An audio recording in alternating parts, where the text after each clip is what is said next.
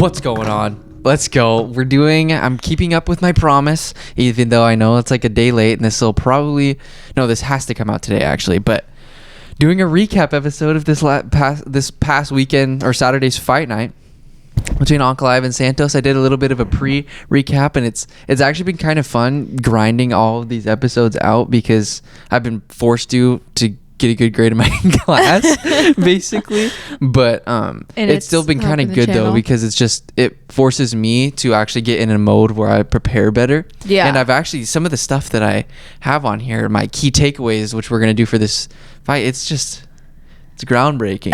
I should be UFC employee, but so we should mention that we didn't see them live. No, I had to just grind them out when I got home. I watched a few of the short ones that ended in the first round, i.e. such as Song Yadong's fight, but then I grinded most of them, the long ones, the drawn out ones, for basically this whole entire day today. So why is it that you didn't get to see them? Tell the people. VComp hooked me up. I got to see basically I got to see Nate Bargatze. His what's his tour called? The Rain Check tour. It was freaking hilarious.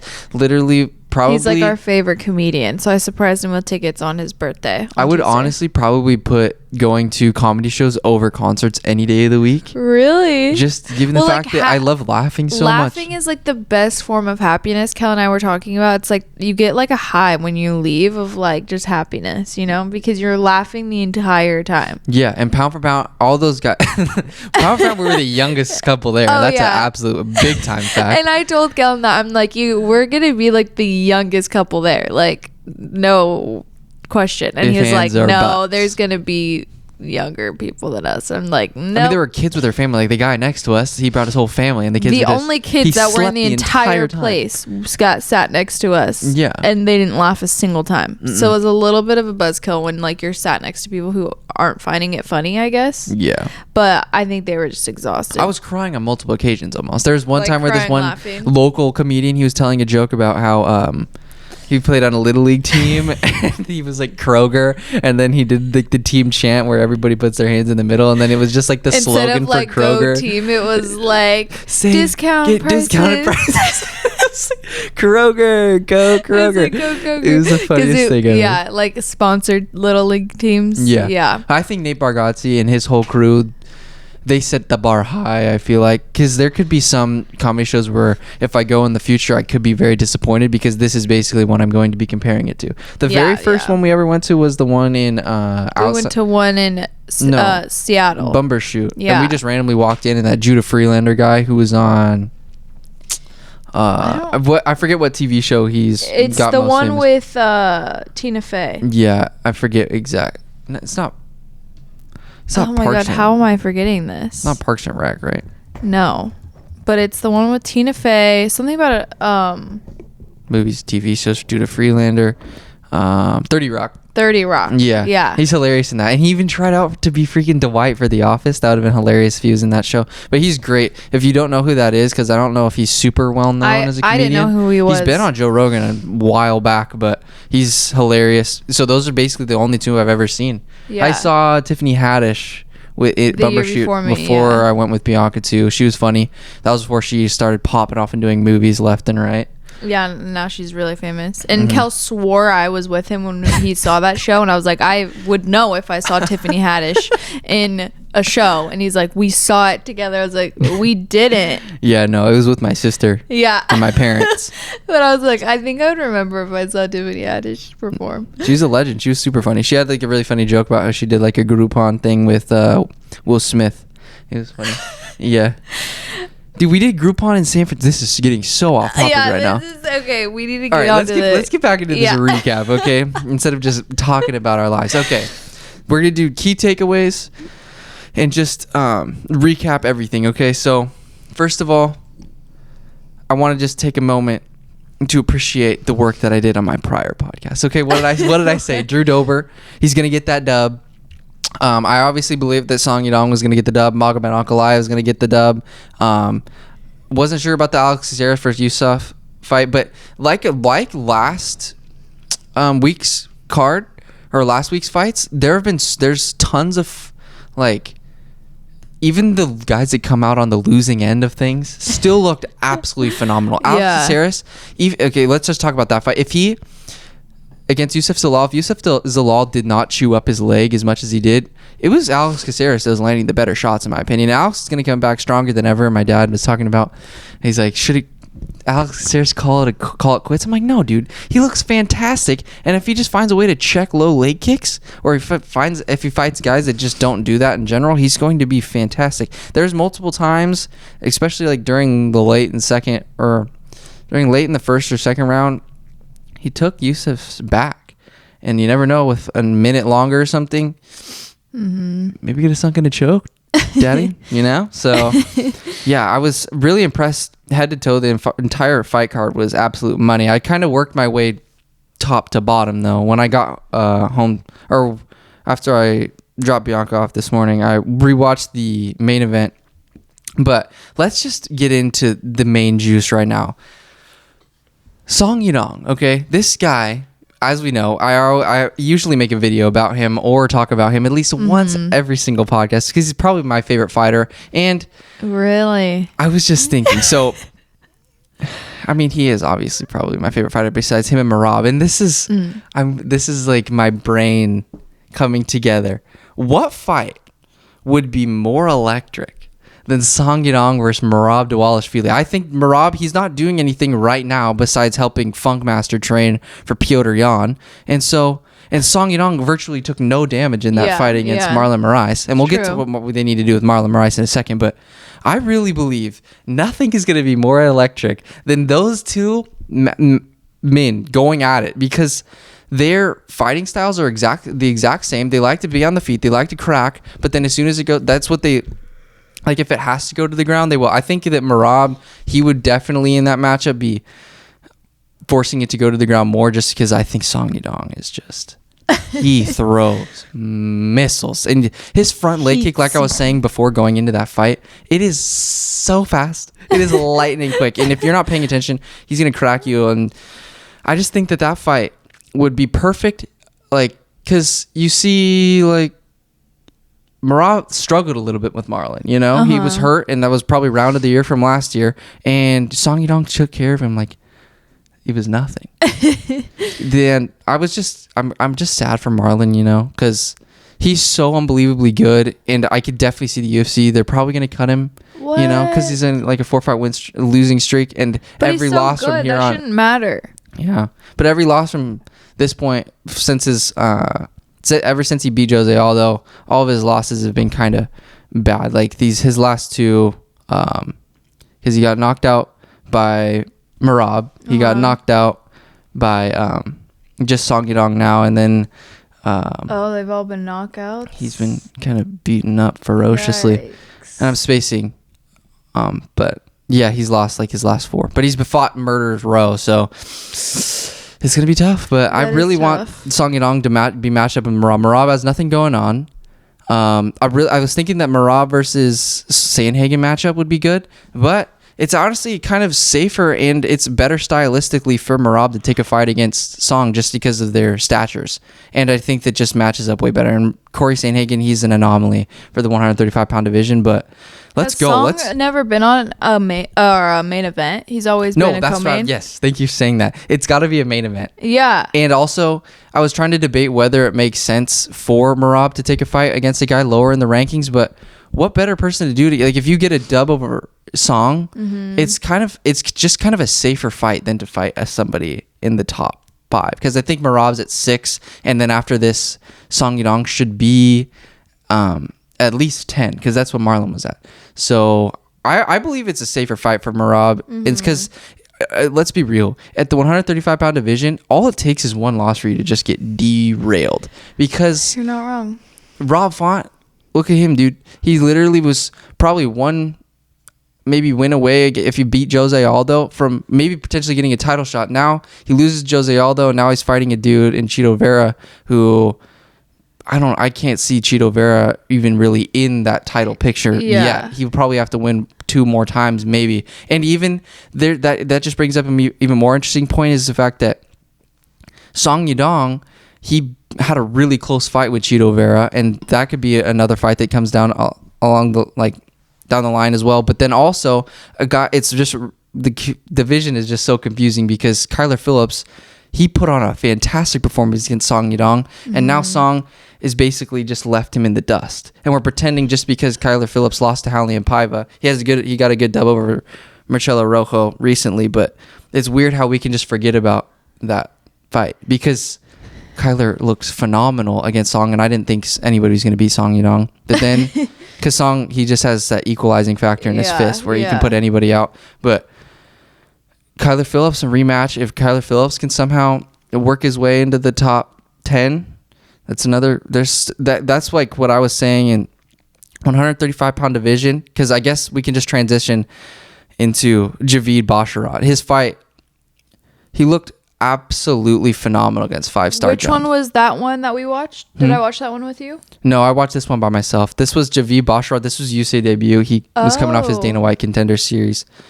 That's cool. Yeah, but his brother was fighting at the exact same time as him, just in a different country. Okay. Yeah, he was fighting somewhere else. And so after the fight, Paul Felder told him that his brother won. So they won at the exact same time. That's on the so same cute. Day. How did he react? He was pumped. That's obviously. So sweet. Yeah, but it was sick. And what I want to say is that there's obviously no shortage of fun fights, and I'll talk about who I want to see Javid Basharat fight next, but the man's kind of reminds me of Conor McGregor. Very Conor McGregor-esque in his striking. The way he can just he's just so elusive, and he can just evade punches. He gets out of the way, and it seems like even though he has his hands down, he just has incredible body awareness, unlike Bianca, who last night spilled so much water on me. I've been told so many times I actually have really good reflexes. So I do have good reflexes. Reflex is a different body awareness. I don't think they're that different. Reflex is yeah, I can body awareness grab something really fast. Oh, I just dropped a bunch of water on my body. Why did I do that? That's not. I'm just kidding. That's body not awareness is you're just coordinated. You can have a good reflexes, but you're not coordinated. Okay, I kind of get that. I don't know. Yeah. I feel like you have to have a little bit of both. No? Okay. No, I think I just was really tired last night. To have amazing reflexes, I feel like you have to be insanely coordinated. I had cider at the place. You're 21 Maybe now? I wasn't. Yeah. Maybe it's so I wasn't. Weird. My reflexes weren't all there. My life hasn't changed at all. And, well, you had your motor skills. Your motor skills were definitely a little bit slow last night. And I'll blame it on that then. On your one cider you had? Yeah. Are you sure you just had one cider? Yes. Gosh, you're so annoying. Sick, dude. Okay, but I want to talk about Javid Basharat. Conor McGregor striking, so elusive, and honestly, I'm almost about to sneeze. I've become an absolute pro holding in sneezes. Is that what's going on this all of a sudden? Are you just holding in to sneeze? No, just now. Oh, so should restart the episode? Edit it out or what? I'm kidding. But Trevin 5-star Jones, his fight game was elevated because of Basharat. He's just such a good dance partner. He's like Bobby King Green or like Rafael Fiziev, where he just makes the guy across from him better. Because there was a point during the third round, or because the whole entire second round, Basharat, he basically took over the fight. Trevin wasn't doing anything, and then in the third round, Basharat was urging him on to do something, and then Trevin just started throwing shots, and he was landing on a couple of them, but it wasn't nothing that nothing too extreme, nothing to sway the judges to give the fight in favor of Trevin. But I was just really impressed, especially in the UFC debut. He just looks so good, and I believe he's only in his mid 20s, and just add another freaking contender to the 135-pound division. There's so many fun matchups for him. I was thinking because Douglas Silva de Andrade just fought Sergey Morozov. That's a good fight. Because this kid, it's weird because even though it's his UFC debut, he's obviously really talented and really skilled. So if you put him in there, bless you. You couldn't hold it in. I couldn't hold it in, dude. But if you put him in there against some of the best in the world, he's gonna be absolutely fine. That's a fact. That's a fact. Doug Silva de Andrade, Randy Costa, Zohan, or Tony Kelly. Tony Kelly versus Javid Basharat would be fantastic, but Tony Kelly's probably looking for something a little more up there, just given the fact that he's won his. He beat Randy Costa actually, but he's won his last few fights pretty convincingly, and he is crazy. So, yeah, really good night of fights, dude. Okay, now we get the 135 pounders out of the way. Now, one of the round of the year candidate. I will be absolutely shocked if there will be a better round this year. But Drew Dober versus Terrence McKinney. Did I see that one with you? Yeah, you were sitting there. Okay. No, I know. Planning. But what was the... So you have to, like, tell me what happened in it, just so I remember. That wasn't the older guy, right? No. Remember, we were watching it right here, and... we saw, like, 3 fights last night. No. Yeah, well, they're all shorties. But it was... Dober was getting the crap beat out of him. Remember? He ate the knee to the face. This is the one that fought Sugar Sean? No, that was Moutinho. Oh, dude. Okay. Bianca's obsessed. Man, my mom. Guido Canetti versus Chris Moutinho. Guido Canetti looks so good for 42. Like we were saying, I wasn't expecting that fight to end in a KO. Knockout, just because Chris is so tough. Because he lasted so long with Sugar Sean. But he didn't even fall to the ground. No. Chris didn't fall. Man says yet to fall after crazy. taking the most massive shots. Yeah. He eats bullets. He is insanely tough. He's probably one of my favorites. Just because he's like so fun to watch. He just is like a human punching bag. He's like a Kevlar vest on his face. He just takes shots, dude. He eats it. So it wasn't that guy though. Who was it then? No, it was Terrence McKinney. The black dude versus Drew Dober. Yes. He's jacked and he has like the freaking line. And it switched. Yeah, like it was at crazy. First he was losing and then he came back and won. Mm-hmm. Yeah, okay. Terrence is so dangerous. He's crazy, but you could tell that I don't want to say that I don't think he's in bad shape at all. I just think he has that Conor McGregor effect where he's so explosive and he tries to finish you. And granted, when you have a guy that close to being out, I feel like he did against Drew Dober, you're going to try to empty the gas tank to get another first round finish. But then Drew, he found a way to get back up to his feet, protect himself while he's on the ground while Terrence was landing shots. And then, what do you know? Drew Dober. What was it? Did Drew? It was first round, right? Yeah. It was all in the first round. I forget. Did Drew hit him with a knee or was it with a?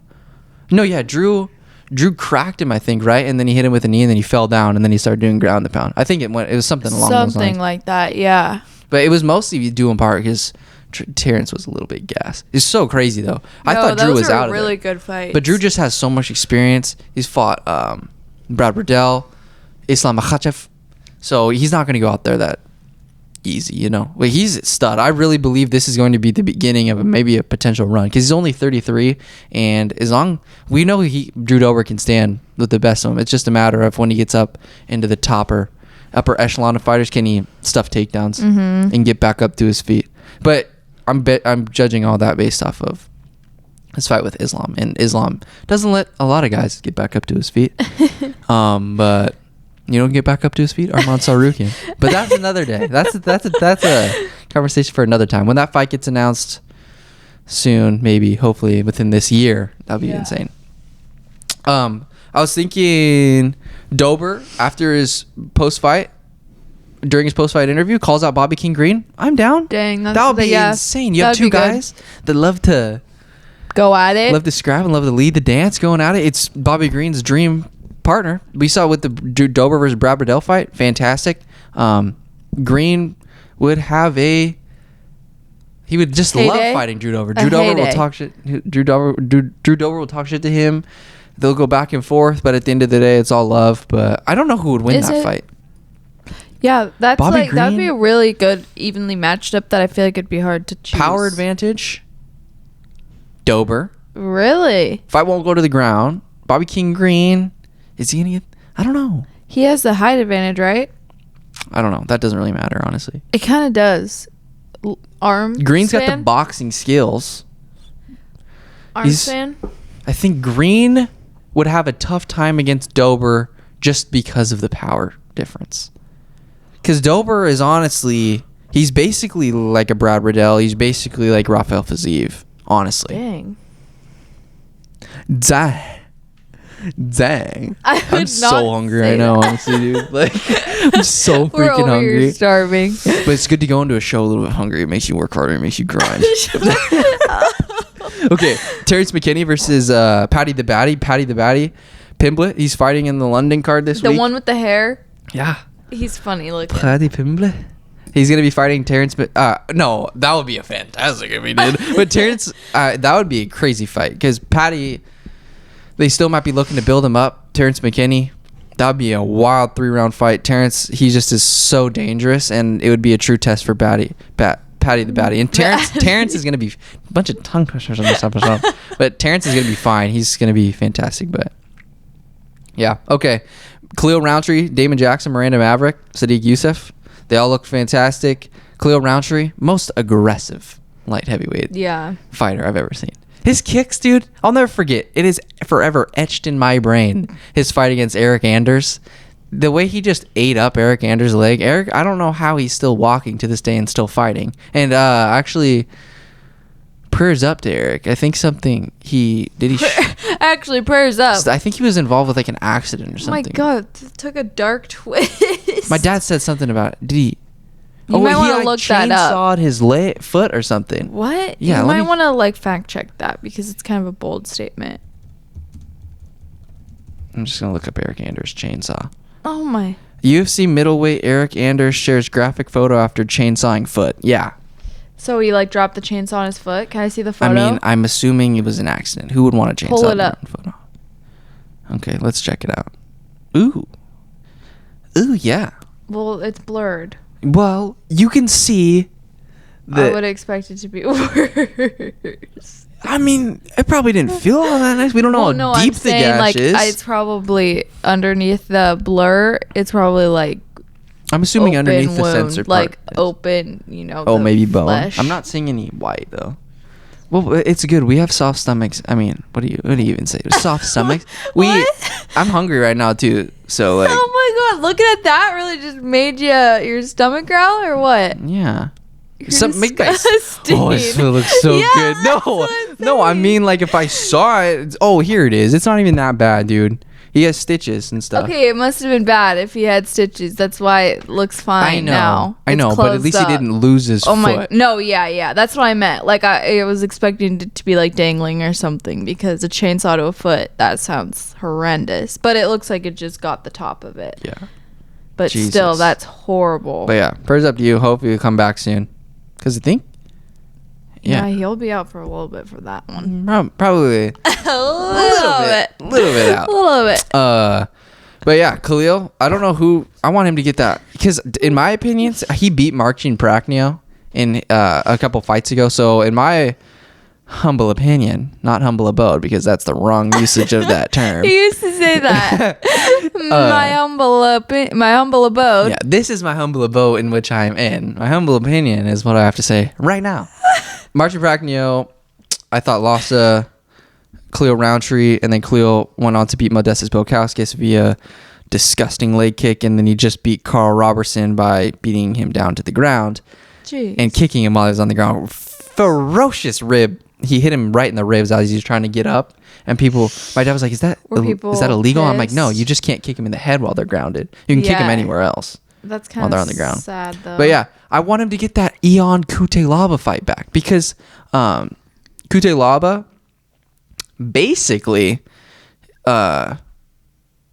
is the only person to finish Khalil in a long time. Mm-hmm. Johnny Walker knocked him out via like an elbow shot, but then Khalil came back and beat Eric Anders, like I was saying, and then Ion Kutelaba, he busted him up too. And then since then, Khalil has turned into a different fighter, and he's fantastic. Super good guy. Look into his story, He is obviously really artistic, emotional, and yeah, his post-fight like interviews and everything were just really cool to watch. He's a good follow him on Instagram. He's like super, I don't know, if you follow him, besides him posting stuff, like you wouldn't know he was a fighter. Yeah. Like he's just more of like an artsy kind of, I don't know, hipsterish kind of guy. He's really neat. I think he was like he likes music and shit, because I think he was like in a band or something. Music and stuff. Yeah. It's okay. We're good here. We're all right. You're allowed to cuss? Yes. Dude, people in our discussions or whatever, they say bad words all the time and it doesn't even matter. Yeah. Don't mark me down. I'm kidding. All right. Let's move on to who else? Yeah. Damon Jackson looks so good against Camuela Kirk. Miranda Maverick absolutely did what Erin Blanchfield did to her. She did that to Sabina Mazo. But yeah, dude, like I said in my little notes here, all the losers, nothing to hang your head about. They've looked so good. Yeah. It looked like such a good card. I felt so bad when I told him that we're going on that day to watch the show. I was like, but the card looks good. I feel bad you're missing it. But he's like, it's ESPN whatever. Plus with the hookups, though. Yeah, you just got to rewatch everything. all of it. So that was sick. Yeah. Now, finally, Ankalaev versus Santos. Strange fight. Ankalaev was definitely very wary of the amount of power that Santos possesses, but Magomed got the job done. And besides getting cracked in that second round and losing that round, I think he won 3, 4, and 5. And in my opinion, he did everything he needed to do to solidify his argument to get the next title shot. Thiago Santos, I don't know what the UFC is going to do next with him. He is good enough to hang in with the best of the best, and at any given moment he can put your lights out, but he just hasn't really been the same. Like his Alexander Rakic fight was not fun to watch at all. I just don't know. You don't cut Thiago Santos at all. You don't part ways with him, but I don't believe he's just older. He's up there. I don't think he's got enough juice in the tank to make another title run, especially when this was a good gauge, Magomed Ankalaev, he's going to be the man. And Thiago Santos stood in there well, but he just didn't really have enough juice in the tank for him. But Thiago did a really good job knowing he was down in the fight and he threw a couple flurries.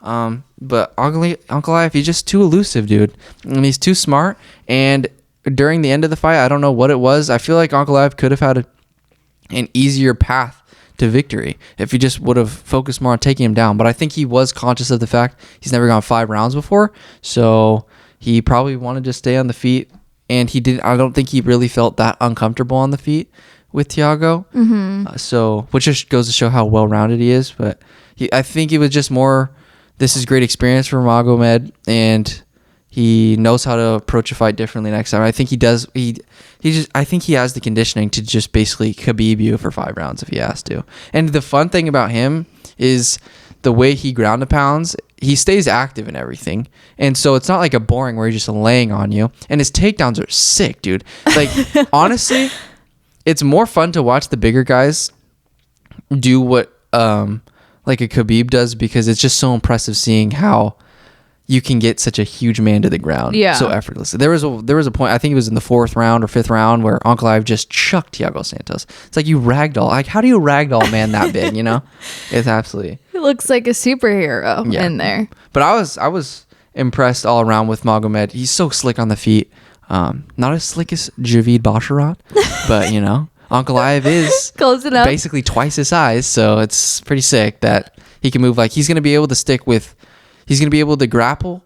It's just, there's so many fun matchups. I can't wait to see how whoever has the belt decides to handle him, because I just do not see him losing. You have to put his lights out, because like we saw at the end of 2nd round, Thiago cracked him, and then going into the 3rd round, it's almost like that never happened. He took control of the 3rd round and basically erased it from his memory. Short memory, fantastic fighter, and there was like a little tweet coming in during the fight from Funkmaster Aljamain, and I think he said something about Magomed is an absolute beast in the gym, and I can't even imagine this guy who doesn't have to cut, who hasn't been cutting any weight. He just comes in there at his walking weight, or what his walk around weight. He probably just kills people. Yeah, kills people. So don't cut Thiago.